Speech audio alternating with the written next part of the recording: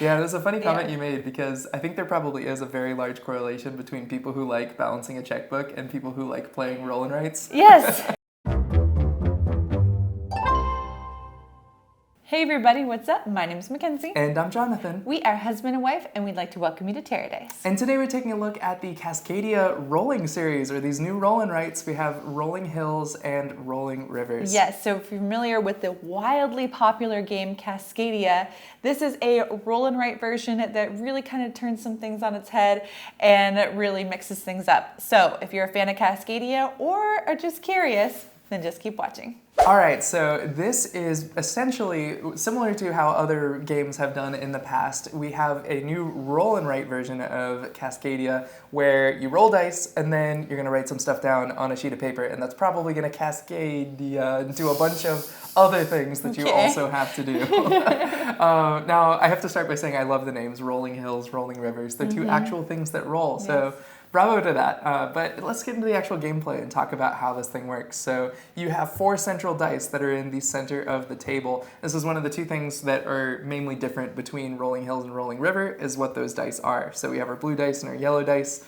And then you also have your own personal dice that are going to be yours, these 2 dice that you will roll. You then get to collect 1 animal type on every round that we'll play. So that means you can take all the hawks or all the foxes or all the elk, and that could be from your personal and the middle. Just, you count them all up and you get them. You also can spend your pine cones like you could in Cascadia. The actions that you get in this are to either upgrade or downgrade dice to make them be the more valuable or less valuable animal on a chart. So you could turn hawks down into salmon. And then you can also spend 3 of them to take 2 different animal types if you wanted, so you could get a lot more animals.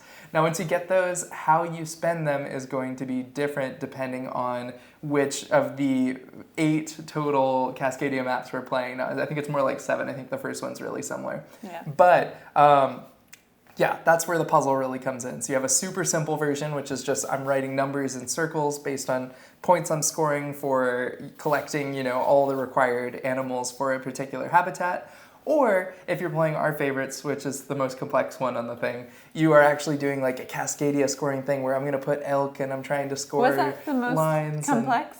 Yeah, that was the most complex one. So I'm trying to score like my lines of salmon. I'm trying to score my foxes More surrounded by things. traditional Cascadia scoring. Similar to Cascadia scoring. So it does go all the way up to like a fully sort of Cascadia game. Yeah.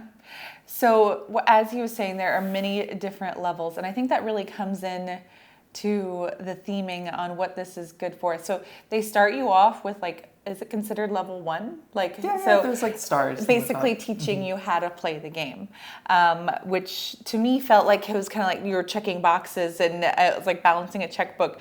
And a lot of people love that kind of puzzle, but it was like for me, the part that I really enjoyed was as we leveled up past that mission, because I was like, this doesn't feel like Cascadia.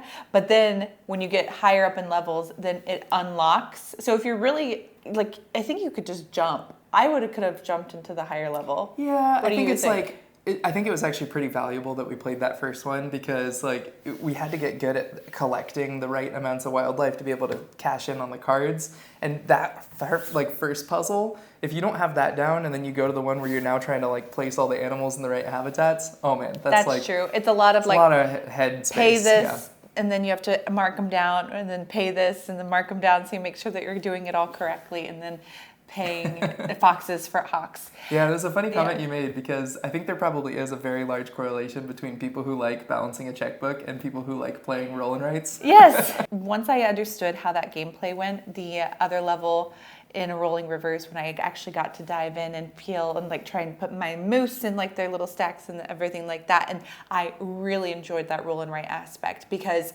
it did for me what I like Cascadia a lot, but that did for me what Cascadia I felt lacked, and I felt like it was too easy or too random, and I feel like the roll and write aspect actually really bumped it up a notch as far as I was Jonathan explained it and I looked at it and I was like, oh, my brain trying to like figure out this puzzle.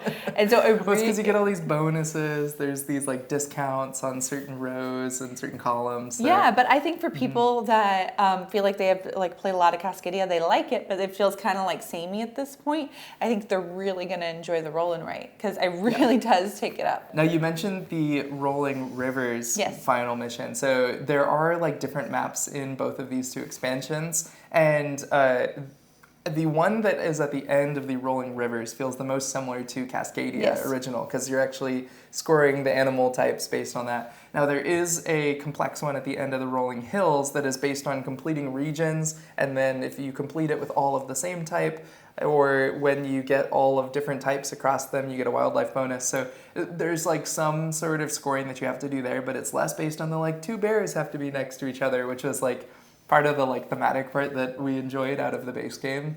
So I think that for us, we didn't like the last puzzle of the plains as much as the Rolling Hills as much as the Rolling Rivers one. I liked some of the bonuses that the dice gave you in the Rolling Hills. Rolling Hills. Like the pick 3 one? I did. I like that. But yes, I think for overall thematic purposes, Rolling Rivers resonated with me a lot more. Do you still get both of them? Yeah, so here's the cool thing. So all of the wildlife cards, all of the, there's like these cards that go above or below each column where you can select the cards from as they're rolling through. And those will either give you bonuses when you complete them, or they'll give you discounts. And actually, I felt some of the most interesting bonuses and discounts were in Hills, and I thought that the most interesting maps were in the base game. Yeah. Both of them had fun dice, so they actually give you ways to combine the games. So you can play with either the yellow or the blue dice as your central dice. You can play with all of the cards mixed together into one giant deck.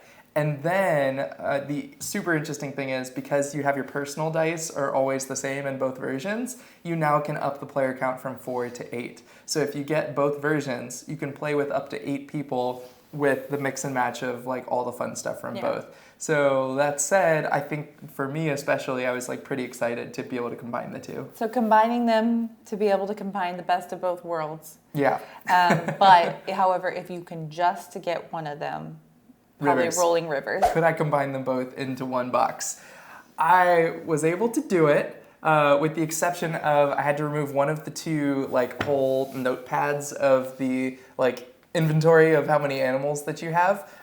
So if I like pull this up and let me go to the top. Yeah, so like this pad, I had to keep the second one out of the box. But if I keep that one out of the box, I was able to get everything to fit. And just to show everybody how I did that, I got the books on bottom, all the dice are around the outside, and then I put the completion cards there, and then I put the little pad there, and that is it. Now, I have a question for you. I didn't ask him this before. I know some people will laminate things that like do this. Could you laminate that, or would it get too messy with the markers? I guess you didn't. Yeah, so that's the one thing.